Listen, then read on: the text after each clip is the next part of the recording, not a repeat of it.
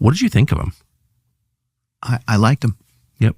I thought he was straight up with me. Of course, by the way, I've said that. And you can imagine, by the way, I say that, I get pilloried. Oh my gosh, you're actually saying that you like every American president until Biden has said that. Every single one. Yeah, Bill Clinton said that. George W. Bush said that. Barack Obama said that. Every president around the world I've ever spoken to is like, they may disagree with what Russia's doing or whatever, but they're like, yeah, Putin's a straightforward guy.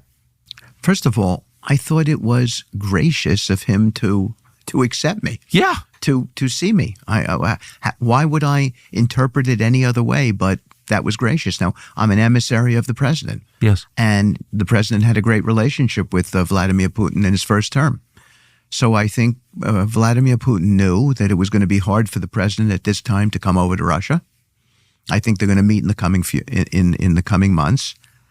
But I think it was enormously gracious for him to accept me. And Putin had commissioned a beautiful portrait of President Trump from the leading Russian artist, and actually gave it to me and asked me to take it home to President Trump, which I brought home and delivered to him. It's been reported in the paper, but it was such a gracious moment, and told me a story, Tucker, about how when the president was shot, he went to his local church and met with his priest and prayed for the president, not because he was the president of he could become the president of the United States, but because he had a friendship with him and he was praying for his friend.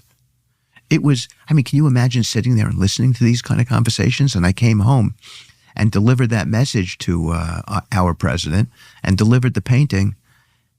And he was clearly touched by it. So this is the kind of connection that we've been able to reestablish through, by the way, a simple word called communication, which many people would say, I shouldn't have had because Putin is a bad guy.